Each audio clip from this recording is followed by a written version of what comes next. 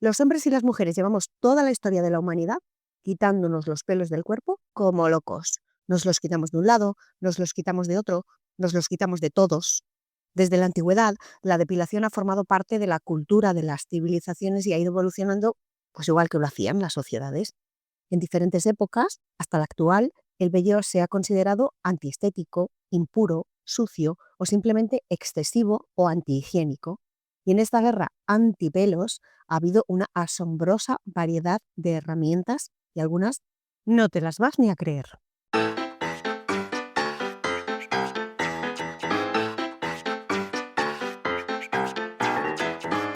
¿Sabíais que conchas o piedras afiladas se han utilizado como cuchillas de afeitar? ¿O que el método más utilizado a lo largo de la historia de la depilación es el que hoy conocemos como sugaring? No os podéis perder este capítulo si queréis conocer qué es esto. Bienvenidos, esto es Beautycast, el podcast en el que viajamos en el tiempo para contar historias de la historia de la indumentaria, la moda, la belleza y los cuidados personales. Yo soy Abigail Campos y hoy os invito a acompañarme a este viaje por la historia de la depilación.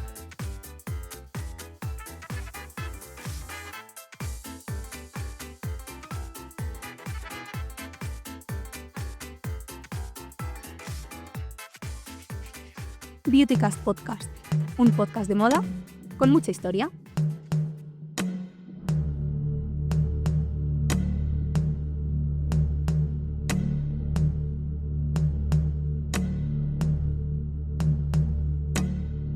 Estamos en el Paleolítico Medio, en la Cueva de los Aviones, en Cartagena. Los neandertales utilizan conchas perforadas que están ornamentadas con pigmentos de ocre rojo. Es posible que las usen simbólicamente, pero algunos investigadores plantean la posibilidad de que algunos fragmentos afilados de esas conchas sirvan como utensilios personales, incluida la manipulación del vello corporal. Muy lejos de allí, en Pinnacle Point, en Sudáfrica, se utilizan hojas de piedra con filos altamente elaborados, quizá con el mismo uso, quitarse los pelos. Y la verdad es que, aunque existen hipótesis sobre el uso de estas conchas y piedras afiladas para la depilación, no hay consenso definitivo porque no hay pruebas directas. ¿Qué sucede? Pues pensad que sociedades tradicionales documentadas en los siglos XIX, XX y XXI, o sea, antes de ayer, si pensamos en términos de historia de la humanidad, estas sociedades usan conchas, huesos o piedras afiladas como herramientas para arrancar el vello o para rasurarse, por ejemplo, en algunas culturas del Pacífico o del África subsahariana. Este paralelismo etnográfico es el que ha llevado a algunos arqueólogos a hacer esa interpretación de que esas conchas y piedras afiladas quizá también se utilizaban para eliminar el vello corporal en la prehistoria.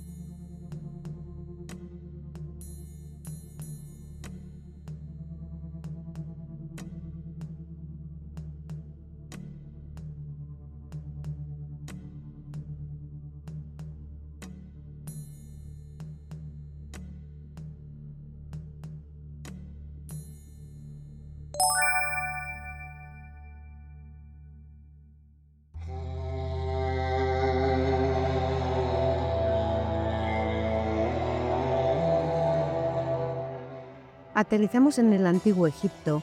Muchos hombres y muchas mujeres se depilan completamente el cuerpo, incluyendo la cabeza. Pero no lo hace toda la población de manera generalizada, sino solo algunos colectivos. Por ejemplo, las sacerdotisas al servicio de diosas como Hathor o Isis deben mantener el cuerpo completamente afeitado como símbolo de limpieza espiritual. Eso incluye cabeza, cejas, axilas, pubis y piernas, y se depilan frecuentemente antes de realizar ceremonias. También las mujeres de clase alta, nobles o de la familia real se afeitan la cabeza y llevan pelucas elaboradas. En este caso lo hacen por higiene, para evitar piojos y por comodidad, que pensad que el calor que hace allí, y luego encima se ponen pelucas grandísimas, con rizos, con trenzas. Bueno, de esto de las pelucas ya lo hemos hablado en otro capítulo que podéis escuchar si os interesa porque tiene muchos datos divertidos. Es posible que algunas mujeres de clases bajas también se rapen por razones prácticas, por clima, por higiene, aunque no con la misma frecuencia ni por motivos rituales. ¿Qué pasa con los hombres? Pues también se depilan en el antiguo Egipto. Normalmente los sacerdotes, por pureza espiritual, antes de entrar en los templos o participar en ceremonias, también los faraones, miembros de la realeza, porque el pelo se ve como una impureza y también porque usan pelucas, igual que las mujeres, y es más cómodo y más higiénico llevar la cabeza rasurada. Entre los hombres que se depilan están también los escribas, los médicos y altos funcionarios. Estas élites administrativas y cortesanas se deshacen del vello para cumplir con estándares de higiene y presentación, porque la piel lisa y bien cuidada es un ideal de civilización y refinamiento. Y algunos militares o trabajadores de zonas especialmente calurosas también se depilan parcialmente, por ejemplo, la cabeza o las axilas para evitar el calor e infecciones, le hace piojos. Es decir, en este caso se hace con un objetivo práctico, no relacionado con la imagen ni con las creencias religiosas. ¿Y cómo se depilan en este antiguo Egipto? Pues usan navajas de cobre o navajas de bronce, que son finas, están afiladas, también pinzas de metal, cremas o ceras depilatorias a base de resinas, azúcar y aceite. Y después de depilarse, usan piedra pómez para alisar la piel y se aplican aceites aromáticos. Vamos, que si lo pensáis, casi igual que hoy. No hay mucho secreto.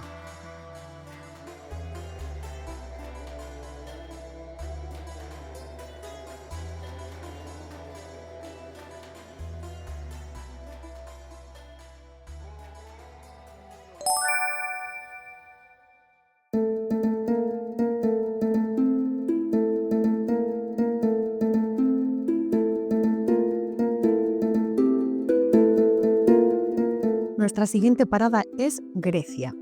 Aquí se depilan todas las mujeres, especialmente las jóvenes y aristócratas, porque en el ideal de belleza se valora piel suave y sin pelos. Es común eliminar el vello púbico, el de las axilas y el de las piernas, especialmente antes del matrimonio o en rituales de iniciación. Lo hacen por estética, ya os digo que la piel sin vello es sinónimo de juventud, belleza y feminidad. Se depilan por moral y por control ejercido sobre la mujer, porque en muchas polis el cuerpo femenino se vigila y el ideal de mujer griega es recatado, disciplinado y sin pelos. Y otro de los motivos por el que se elimina el vello es erótico. Como atestiguan vestigios de arte, por ejemplo cerámicas, las cortesanas aparecen completamente depiladas como signo de refinamiento sexual. Para depilarse, las griegas utilizan pinzas, navajas, cuchillas y cremas depilatorias como la dropa, compuesta de azúcar, zumo de limón, agua y a veces ingredientes naturales como miel, aceites esenciales o plantas aromáticas.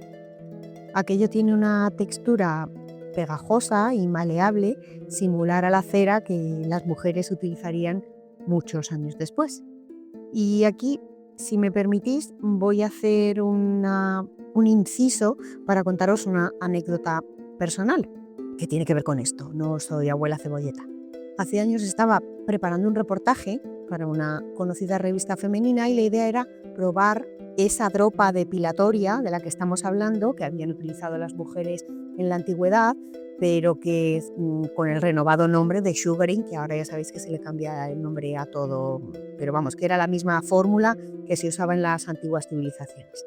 La cosa era preparar esa fórmula y probar si funcionaba en estos tiempos que corren.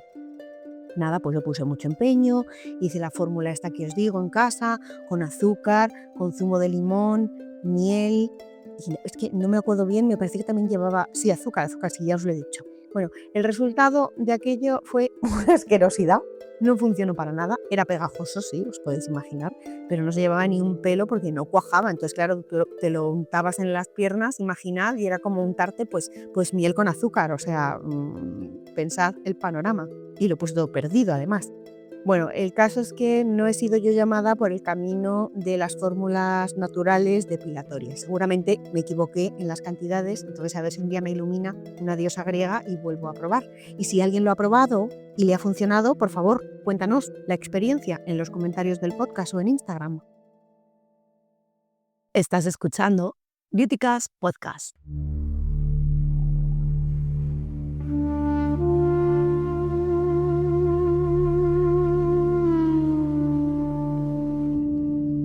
Viajamos hasta Roma. Los romanos también valoran la piel sin vello como símbolo de higiene y estatus social. Ya estáis viendo que esto nos viene de lejos, ¿no? Y comienzan a depilarse a muy temprana edad, aunque con diferencias claras en función del estatus social, el género, la edad y los valores morales de la época. Todas las mujeres romanas libres, especialmente las de clases altas, están socialmente obligadas a mantener el cuerpo depilado.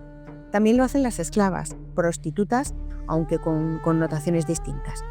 En particular, el vello púbico se considera antiestético. ¿Qué pasa con los hombres? Los romanos adultos evitan depilarse porque el vello corporal, especialmente la barba o el pecho, es signo de masculinidad. Pero sí hay colectivos masculinos que se quitan los pelos, por ejemplo, adolescentes y efebos, para mantener una imagen juvenil y atractiva. Algunos hombres refinados urbanitas y también los homosexuales, aunque estos hombres que se depilan son objeto de burla por el resto. Pueden igualmente quitarse el vello atletas y gladiadores por higiene o estética corporal y algunos actores y esclavos. En el Imperio Romano se utilizan pinzas, cuchillas y ceras para depilarse, pero además hay unos esclavos especializados llamados alipilarius, que se dedican a depilar a las cortesanas, y en los baños públicos hay una zona específicamente dedicada a la depilación en la que los encargados de quitar los pelos son estos esclavos alipilarios. Un eyeliner épico, un look que te cambió la vida o un desastre con flequillo. Cuéntanoslo en la sección Tu historia en la moda. Escribe o manda una nota de audio a elbuzondebeautycast@gmail.com.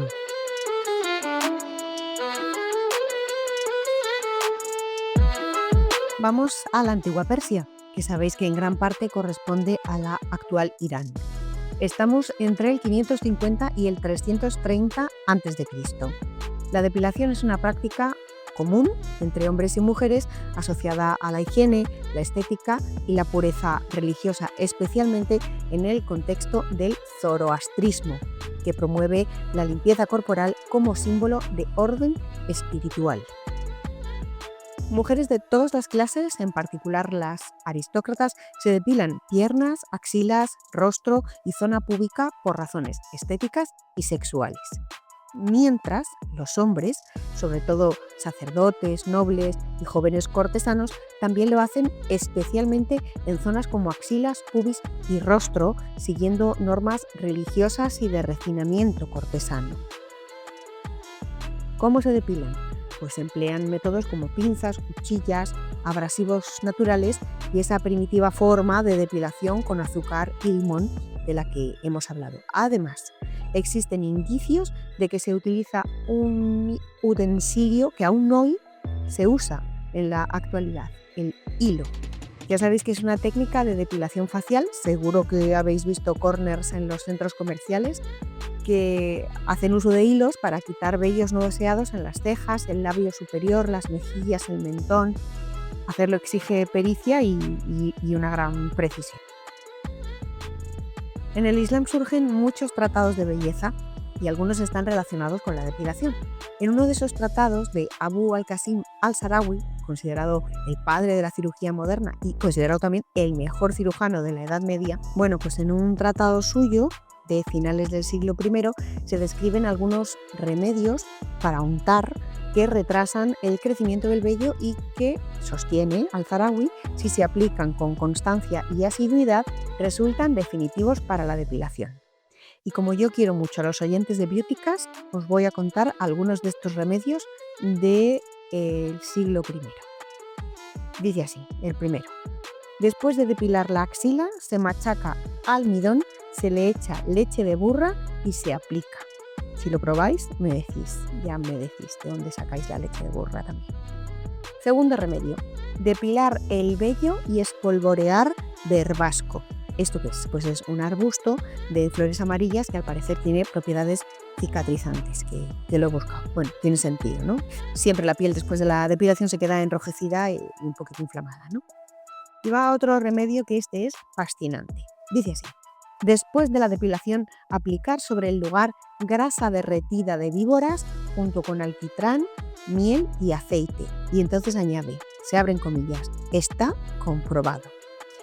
Pues nada, ya sabéis, chicos, ya sabéis, hombres, mujeres, centros de estética, personas que no queréis pelos en el cuerpo, lanzaos a la caza de víboras. Por favor, esto sí que si lo probáis, tenéis que escribirnos a saber si funciona o no.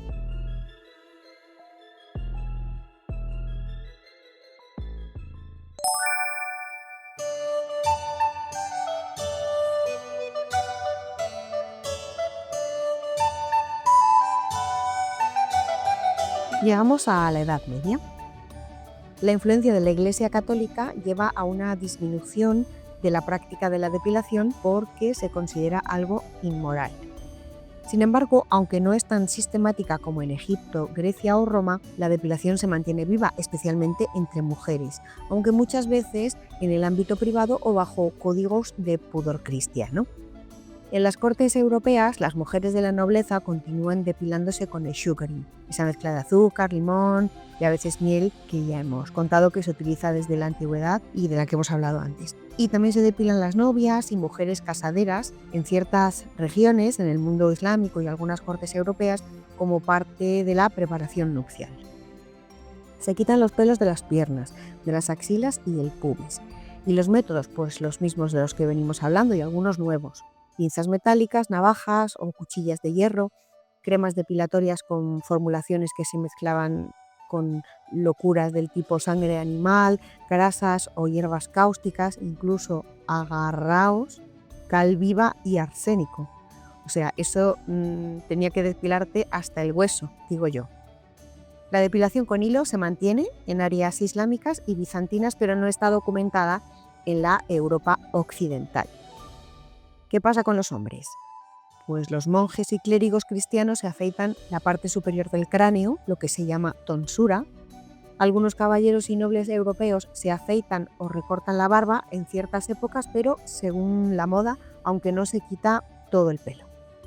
En los hammam de la Edad Media, que incluyen un ritual de baño que puede durar un día entero para las mujeres en el siglo XIV, se contempla la depilación integral, lo que incluye axilas, brazos, cuello, piernas y el sexo. Para ello se usan distintas mezclas, ya sea cera o este caramelo espeso que se trata con limón.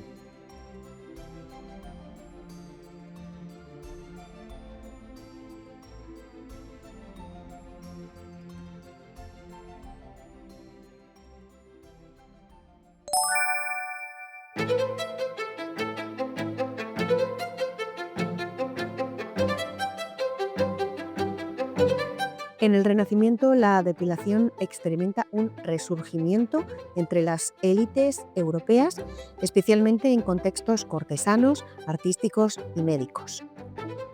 Aunque no es universal ni sistemática, tanto mujeres como algunos hombres eliminan el vello, impulsados por los ideales estéticos del humanismo, la recuperación de modelos clásicos y una creciente preocupación por la imagen corporal. Las prácticas varían según el género, la clase social y la región.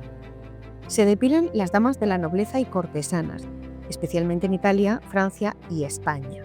En retratos de mujeres del 400 y 500, por ejemplo, El nacimiento de Venus de Botticelli, las mujeres, fijaos, muestran pieles suaves y sin vello visible, ni un pelo vais a ver ahí. O los estudios anatómicos de Leonardo da Vinci, por ejemplo, describen cuerpos idealizados sin un pelo.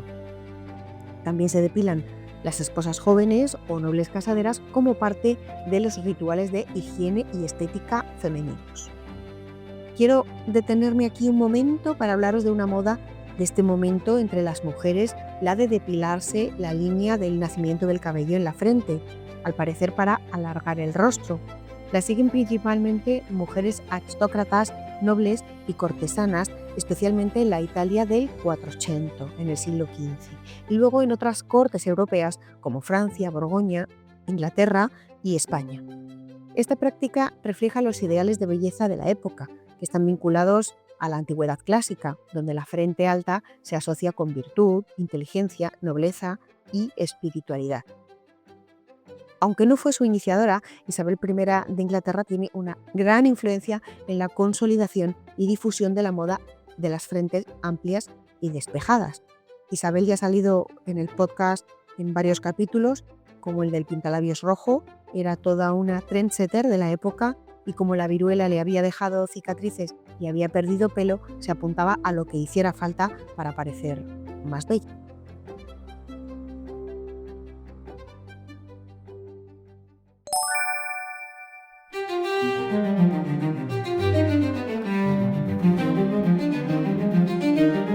Ya estamos en el siglo XVII.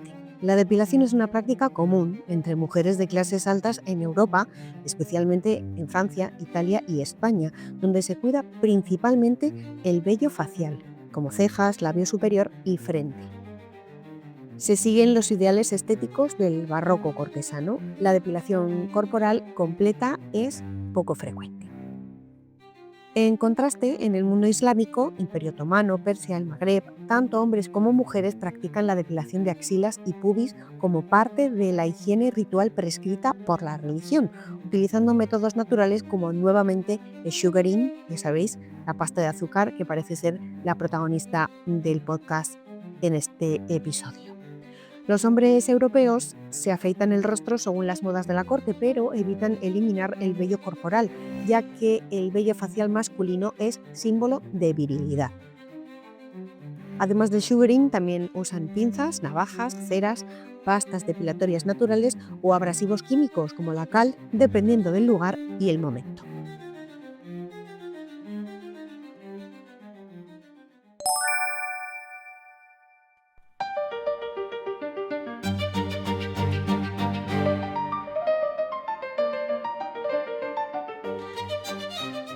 En el siglo XVIII, la depilación se consolida como una práctica habitual entre las élites europeas ligada a la estética ilustrada. Las mujeres buscan frentes despejadas, piel sin vello en brazos y rostro e incluso pubis depilado en ambientes libertinos o en prostíbulos. Los hombres afianzan la costumbre del afeitado facial cotidiano y los métodos que unos y otros utilizan van desde pinzas y cuchillas hasta ceras y ungüentos químicos recogidos en manuales de cosmética y literatura de la época. Pero en este siglo surge una novedad importantísima en la historia de la depilación. Aparece la precursora de la maquinilla de afeitar. Jacques Perret es un barbero parisino que en 1770 publica un tratado titulado La pogonotomía o el arte de aprender a afeitarse uno mismo. En esta obra, Perret no crea la maquinilla de afeitar en el sentido moderno, como las que hoy conocemos de Gillette o similares, pero describe y propone un dispositivo que puede considerarse un precursor, una navaja con guarda de seguridad para proteger la piel del usuario, por ejemplo, para que no se corte con facilidad. El objetivo es que el hombre pueda afeitarse sin ayuda de un barbero y con menor riesgo, como digo, de hacerse sangre. Este invento se considera el primer intento documentado de crear una maquinilla de afeitar de seguridad, aunque está aún muy lejos de la practicidad que alcanzaría en los siglos XIX y XX, de los que vamos a hablar ahora.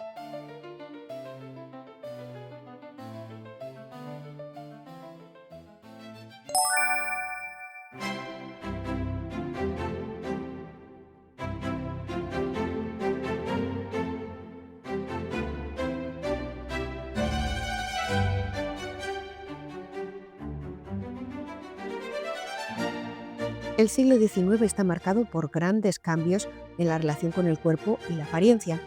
En la moral victoriana predominan la discreción y el recato, es lo que afecta a la visibilidad de las prácticas estéticas femeninas.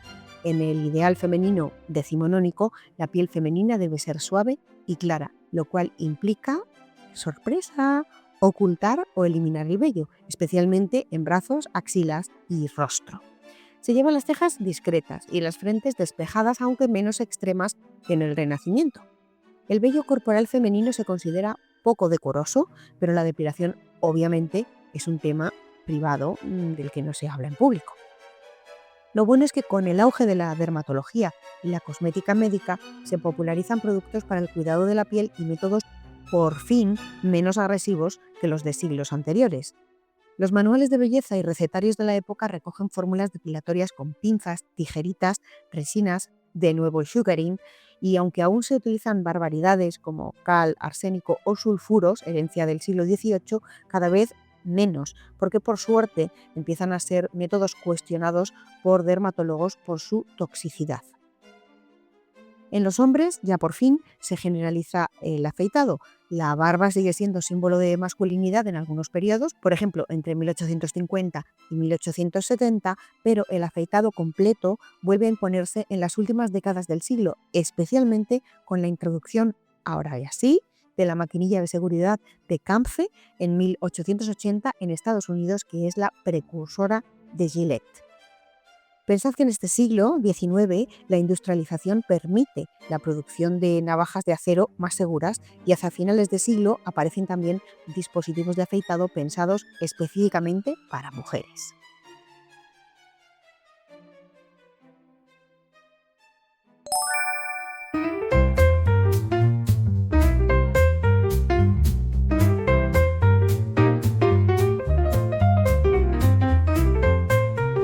A principios del siglo XX, la piel sin vello sigue siendo un estándar de belleza para las mujeres. Eso sí, la depilación empieza a ganar mucha visibilidad gracias a la moda femenina. Pensad, las mangas más cortas, las faldas subidas, vestidos sin mangas, hay más piel a la vista. En 1903, King Camp Gillette inventa la primera maquinilla con hojas intercambiables, toda una revolución.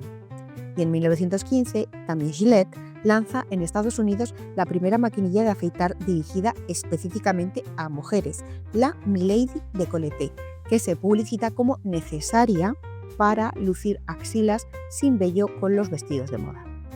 Revistas como Harper's Bazaar o Ladies' Home Journal comienzan a asociar la feminidad con la piel lisa y sin vello. Y lo cierto es que en el siglo XX es el siglo en el que la depilación experimenta un cambio radical. En 1920 se comienza a utilizar la cera depilatoria, ahora y así, una mezcla de cera de abejas, resina y parafina. Y en 1919, es decir, un año antes, había aparecido la crema depilatoria química MET, rebautizada luego como BET, que os sonará seguramente especialmente a las mujeres, aunque ahora estoy pensando que creo que también hay productos BET para hombre. En 1931 aparece la primera máquina de afeitar eléctrica, todo un éxito entre la población masculina para el afeitado diario. En fin, que la depilación se convierte en una práctica impulsada por la moda y la publicidad. Para que os hagáis una idea, a principios del siglo XX aparecen los primeros anuncios de cremas depilatorias que prometen eliminar, abro comillas, el crecimiento humillante de vello en la cara, el cuello y los brazos, se cierra comillas. En los 60 se imponen las tiras de cera y se crea la primera forma de depilación láser. Y unos años más tarde, en los 70, el movimiento feminista cuestiona la depilación como imposición patriarcal. Algunas mujeres deciden dejar crecer su vello corporal como gesto político. Sin embargo, la presión cultural sigue siendo fuerte, reforzada por la moda de los pantalones cortos, los bikinis cada vez más pequeños y la industria publicitaria. Llegan los 80. Se populariza la depilación con cera caliente en los salones de belleza, que es una tortura a la que se someten muchas mujeres. Además, se popularizan los sistemas eléctricos caseros, es decir, las depiladoras mecánicas como la famosísima Epilady de 1986, que también duele tela al arrancar el vello, pero con la que las mujeres pueden dejar de ir a hacerse la cera, que además de doler, quema. En serio, qué trauma. Y lo que ha durado en el tiempo lo de la cera, ¿eh? A finales del siglo XX, la depilación femenina se convierte en un estándar en casi todo Occidente. En este momento se difunde la depilación púbica que bien puede ser parcial o total, y que está inspirada en Brasil y en la moda de los trajes de baño reducidos. Esto es lo que se conoce como hazme las ingles brasileñas, la depilación brasileña. Aunque te depiles todo el pubis, tú dices inglés. Y esto comienza a practicarse en Nueva York en los 90. También hay importantes avances tecnológicos como el láser y la luz pulsada que en la dermatología estética de los 90 ofrecen resultados por fin más duraderos y seguros.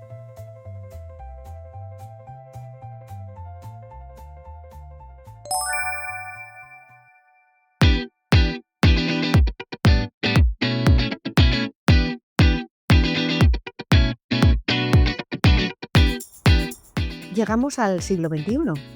Se transforma la depilación en un fenómeno mucho más diverso, global y politizado que en siglos anteriores.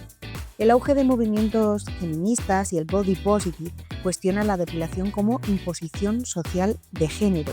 Por eso, cada vez más mujeres eligen no depilarse o mostrar vello corporal en público y redes sociales como forma de reivindicación política o simplemente porque les da la gana. Pero la presión estética sigue siendo fuerte, y la mayoría de las mujeres jóvenes en Occidente continúan practicando la depilación regular, sobre todo en axilas, piernas y pubis. Y mientras eso sucede, también la depilación masculina se ha popularizado en la estética moderna de este siglo XXI.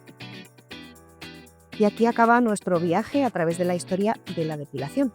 Para redactar este guión he consultado artículos de XL Semanal y National Geographic, entre otros, y también el libro Historia del perfume de Clara Buero.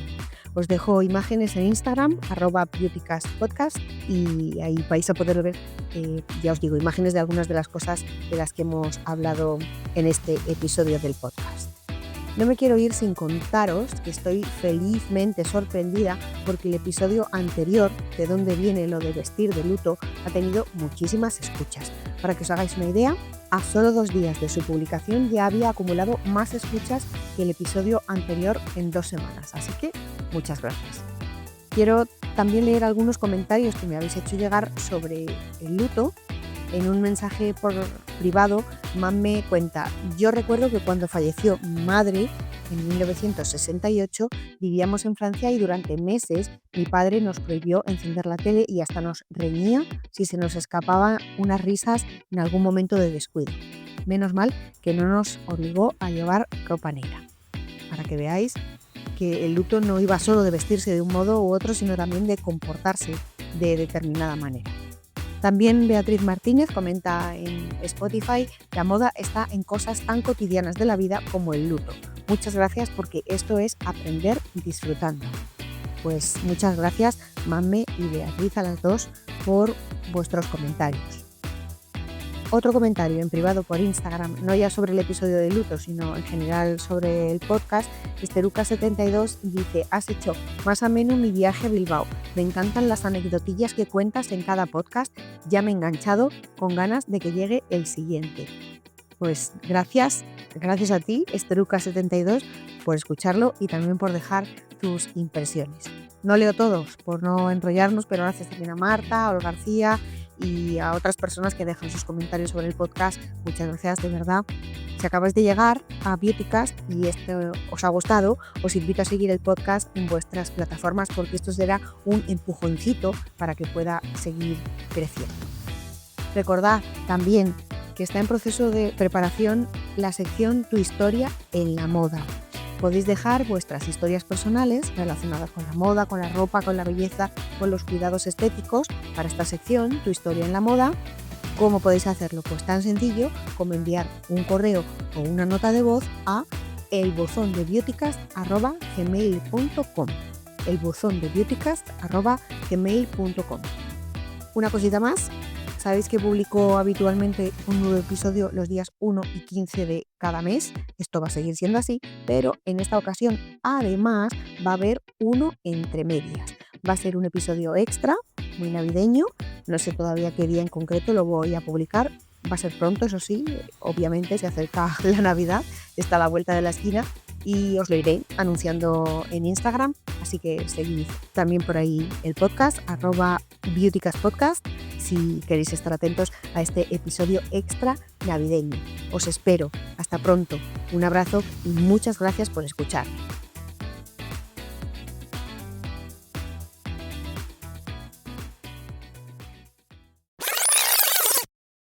Los neandertales utilizan conchas perforadas ornamentadas con pimientos.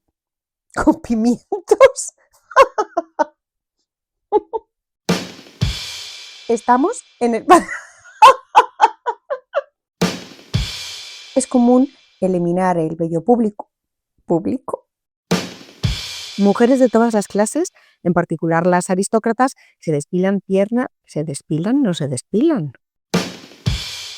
En 1903, tren viajeros al tren.